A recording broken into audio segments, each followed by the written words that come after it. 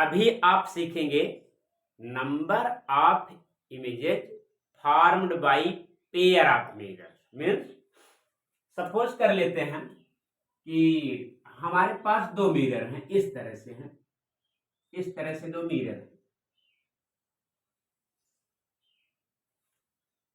ऐसे। एक मिरर ये है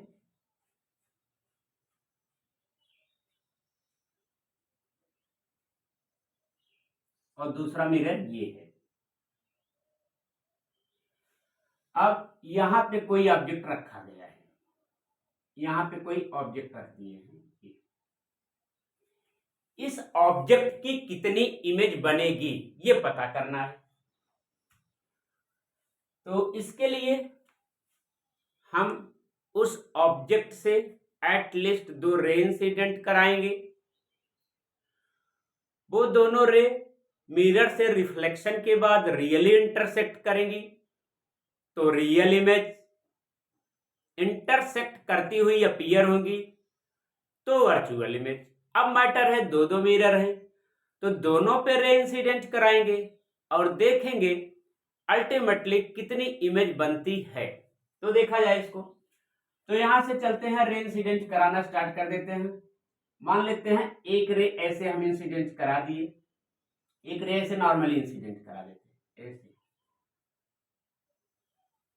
ऐसे। ये एक इंसिडेंट रे है, ये नॉर्मल इंसिडेंस की केस है, तो एंगल ऑफ इंसिडेंस 0 होगा, एंगल ऑफ रिफ्लेक्शन 0 होगा, डेविएशन 180 डिग्री होगा। ये ऐसे जा रही है, एंगल ऑफ इंसिडेंस 0 है, यहां पे नॉर्मल भी ड्रा करेंगे तो यही इसका नॉर्मल भी होगा। इंसिडेंट रे नॉर्मल के साथ 0 डिग्री एंगल बना रहा है। Due to this reason reflected ray इसी पे लौट जाएगी, ऐसे लौट गई। अब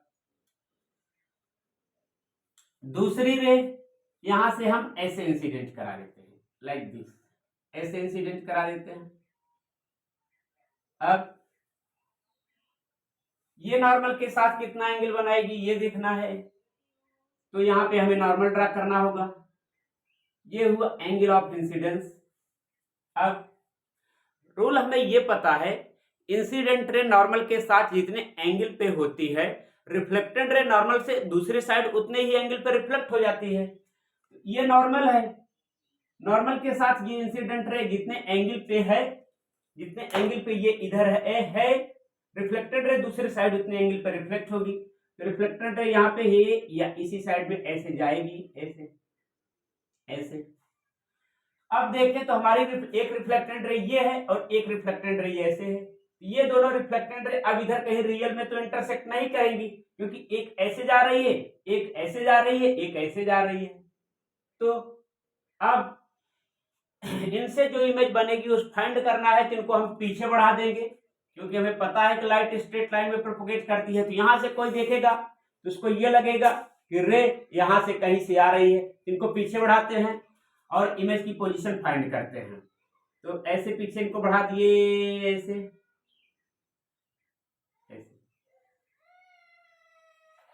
ऐसे, यहां पे इमेज बनती हुई अपीयर हो। इस ऑब्जेक्ट की इतनी डिस्टेंस पे यहाँ पे इमेज बनेगी। वैसे एक रूल हम लोग पहले लेक्चर में ये भी सीखे हुए हैं, इसके पहले वाले लेक्चर में, कि ऑब्जेक्ट मिरर से जितने डिस्टेंस पे होगा इमेज भी उतने डिस्टेंस पे बनेगी। ये इमेज बन गई, एक इमेज बन गई।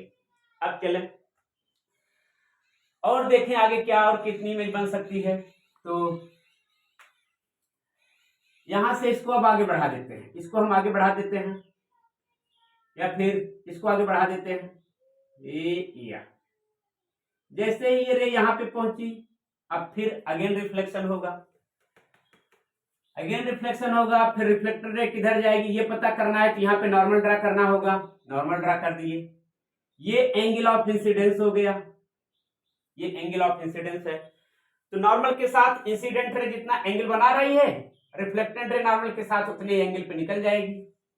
यहां से रिफ्लेक्टेड रे देखें, ये या इतना एंगल बनाते हुए ऐसे निकल जाएगी, ऐसे। फाइनली रिफ्लेक्टेड रे ये है। अब एक काम करेंगे, एक काम कर लें, हम एक चीज और कर लें, एनसीईआरटी के एग्जाम्पलर में एक क्वेश्चन दिया है, उसको यहीं पे समझ लें, उस बात को यहीं पे समझ लें, इसी से बस वो क्वेश्चन हो जाएगा। क्वेश्चन ये पूछा है कि मिरर की किस कंडीशन में मिरर से रे इंसिडेंट मिरर की किस कंडीशन में मिरर को कैसा रखें जिससे रे को इंसिडेंट कराए तो रिफ्लेक्टेड रे उसी के पैरेलल हो जाए, या फिर इस केस में कहें कि एंटी पैरेलल हो जाए।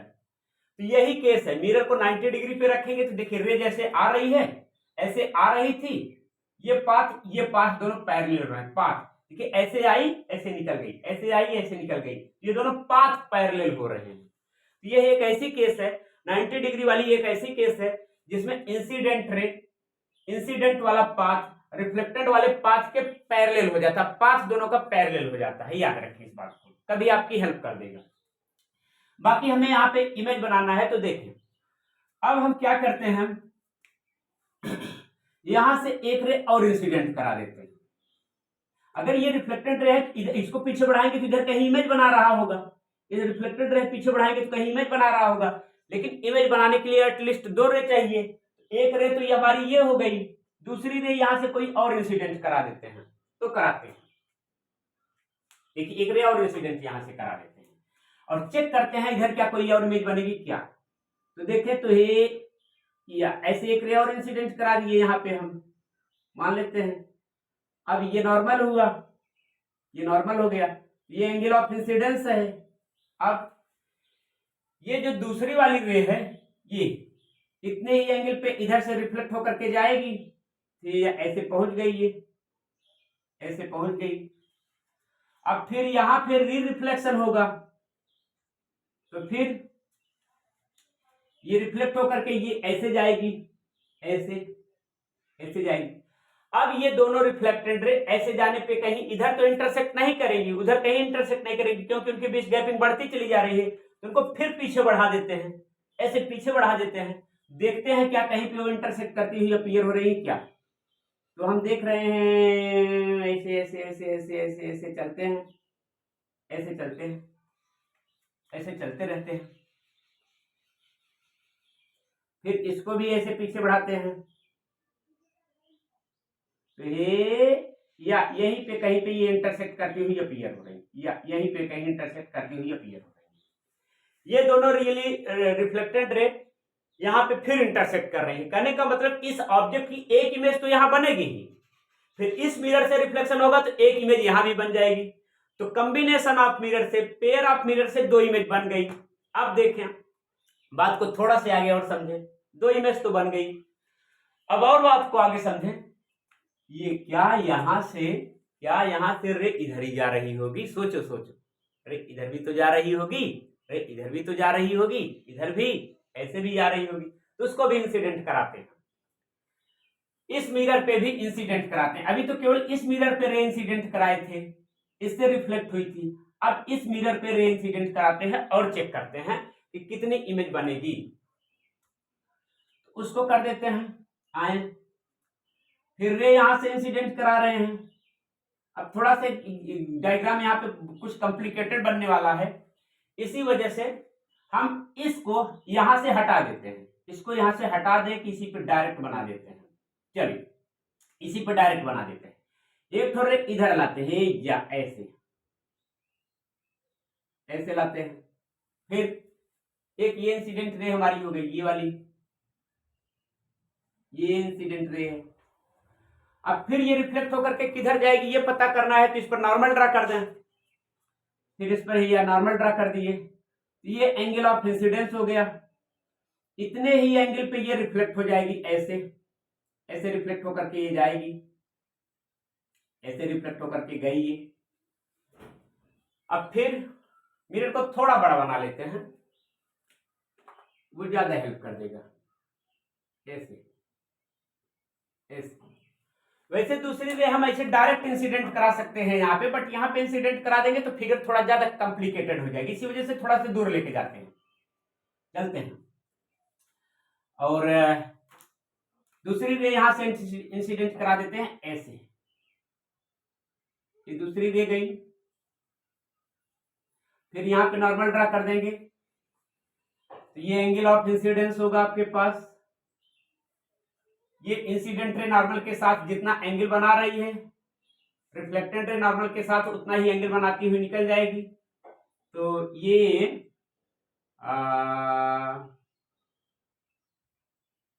ऐसे रिफ्लेक्ट होकर के ऐसे निकल जाएगी, ऐसे निकल जाएगी, ऐसे। ये थोड़ा कम एंगल बनाएगी, ज्यादा एंगल हो गया, ऐसे निकल जाएगी। ये रिफ्लेक्टेड रे रही, ये। अब इन दोनों को, ये जो एक रिफ्लेक्टेड रे ये है, यहां से चलने वाली एक रिफ्लेक्टेड रे ये है, यहां से जो दोनों इंसिडेंट रे चली थी, एक रिफ्लेक्टेड रे ये है, एक रिफ्लेक्टेड रे ये है। अब इन दोनों को पीछे बढ़ा देते हैं। इन दोनों इधर तो कहीं पर रियली इंटरसेक्ट करेंगी नहीं, ये आगे निकलती चली जा रही है, इनके बीच में गैपिंग या बढ़ती चली जा रही है, इधर तो कहीं ये रियली इंटरसेक्ट करेंगी नहीं। इनको पीछे बढ़ा देते हैं, पीछे बढ़ा देते हैं तो देख रहे हैं ये यहाँ पे इंटरसेक्ट कर रही हैं, ये या पीछे लेके चलते हैं।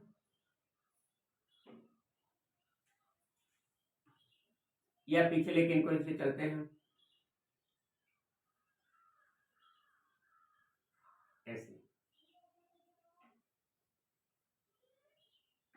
या यहाँ पे इंटरसेक्ट करती हुई ये अपीयर हो रही है, ये यहाँ पे इंटरसेक्ट करती हुई अपीयर हो रही है।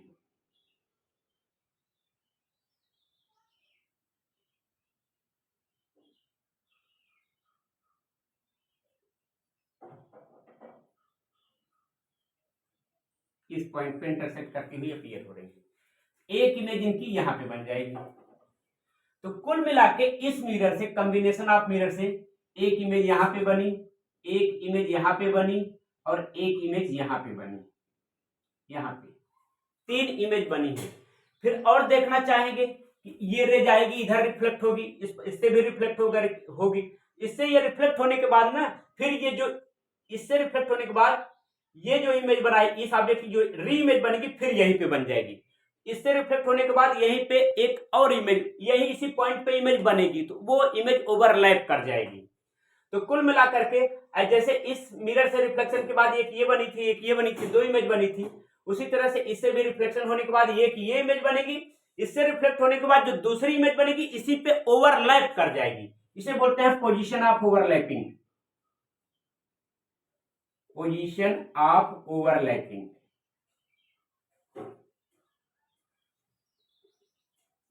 तो 2 इमेज इससे, 2 इमेज इससे, कुल 4 इमेज बन रही थी, लेकिन ये दोनों तो एब्सोल्यूट इमेज बनी। इस पोजीशन पे दोनों इमेज ओवरलैप कर गई, इससे भी इमेज ओवरलैप कर गई, इससे भी इमेज ओवरलैप कर गई। ये कुल मिलाकर के केवल 3 ही इमेज बनी, 2 तो एब्सोल्यूट इमेज बनी, एक ओवरलैपिंग इमेज बनी। इसी पॉइंट पे दोनों मिरर से इमेज बन रही है। कुल मिलाके जब मिरर के बीच में एंगल 90 डिग्री होता है, ऐसे 2 मिरर म्यूचुअली परपेंडिकुलर होते हैं, तो इनसे 3 इमेज बनती है। इसी तरह से और आगे एक्टिविटी हमें करना है, इसको सर्किल से भी समझ सकते हैं। इसका कॉन्सेप्ट ये है कि ये जो तीनों पॉइंट्स हैं, मान लेते हैं एक इमेज ये ऑब्जेक्ट आपका रहा, ऑब्जेक्ट ये रहा, और एक इमेज ये रहा, ये मान लेते हैं I1 रहा, एक इमेज ये रहा I2 रहा, ये एक इमेज ये रहा I3 रहा। इस तरह से ये जो इमेज है, सर्कल रूल ये है, सर्कुलर रूल ये है कि इससे तीनों पॉइंट को, चारों पॉइंट को 1 2 3 4 चारों पॉइंट से एसोसिएटेड अगर सर्किल बनाए तो ये चारों पॉइंट उसी सर्किल के सेंटर पे पड़ेंगे, सर्किल के सरकमफेरेंस पे पड़ेंगे। माना कि यहाँ पे सर्किल ठीक से नहीं बन पाएगा, सर्किल ठीक से नहीं बन पाएगा, बट पड़ेंगे, एक्चुअली सही से डायग्राम बनाएंगे वो इसी सर्कल पे ही पड़ेंगे। ऐसे कर देते हैं, ऐसे ऐसे कर देते हैं। ये तीनों पॉइंट और ऑब्जेक्ट वाला चारों पॉइंट एक सर्किल के सरकमफेरेंस पे ही पड़ेंगे, ऐसे ऐसे like this.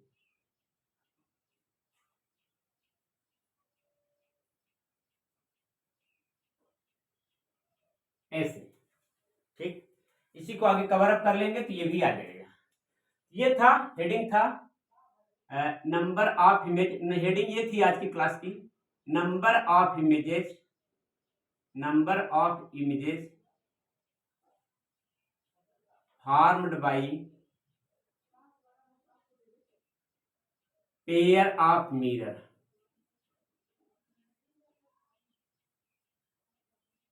Pair of mirror या कॉम्बिनेशन ऑफ मिरर। तो कुल मिला के रिजल्ट ये निकल के आया कि जब मिरर के बीच में एंगल 90 डिग्री होगा, दो मिरर 90 डिग्री पे रखे रहेंगे, तो नंबर ऑफ इमेजेस 3 होगी, 3 इमेज बनेगी। आगे के लेक्चर में हम इसी तरह से एक एक्टिविटी और करेंगे, उसमें यह दिखाएंगे कि जब दो मिरर पैरेलल होते हैं तब उनके बीच कितनी इमेजेस बनेगी। और आगे हम ये भी समझेंगे कि जब मिरर के बीच में एंगल 30 डिग्री होगा, 60 डिग्री होगा, 45 डिग्री होगा, या कोई जनरल एंगल होगा, 72 डिग्री होगा, 75 डिग्री होगा, 120 डिग्री होगा, तो नंबर ऑफ इमेजेस निकालने के शॉर्ट में मेथड क्या है, कैसे नंबर ऑफ इमेजेस डायरेक्ट निकाल लेंगे। आप रियल डायग्राम बना करके तो नंबर ऑफ इमेजेस निकाल ही सकते हैं, डायरेक्ट भी निकाल सकते हैं, उसको आगे के लेक्चर में हम एक्सप्लेन करेंगे।